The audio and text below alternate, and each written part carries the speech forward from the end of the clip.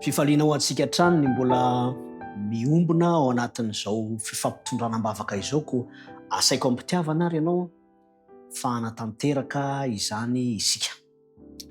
Rainay tsara indrindra izay any an-danitro, tsy mitsahatra, misaotra, mankasitraka anao izahay ao anatin'izao fifampitondranam-bavaka izao, ary mangataka koa izahay famelan-keloka hatrany mba azahoanay antoka fa miaino sy mamaly izao vavaka izao ianao.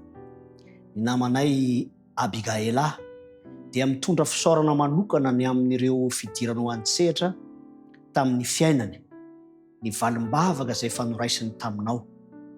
Mila famindram-po izahay Tompo, koa sitraka indrindra ny mbola ametrahanao ao anatin'izany mpanomponao izany, ny falianana ny amin'ny teninao ary ho fahasoavana ho an'ny ara-panahiny.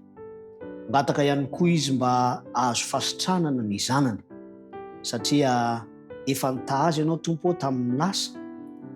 Ireny dia ho toky fa mbola hitahazy ihany ianao ny amin'izao sisa izao, eny mihoatra aza no ny habeny ny famindram-po sy ny fahasoavanao. Tonoana ny vavaka ao amin'ny anaran'i Jesosy Kristy. Amen.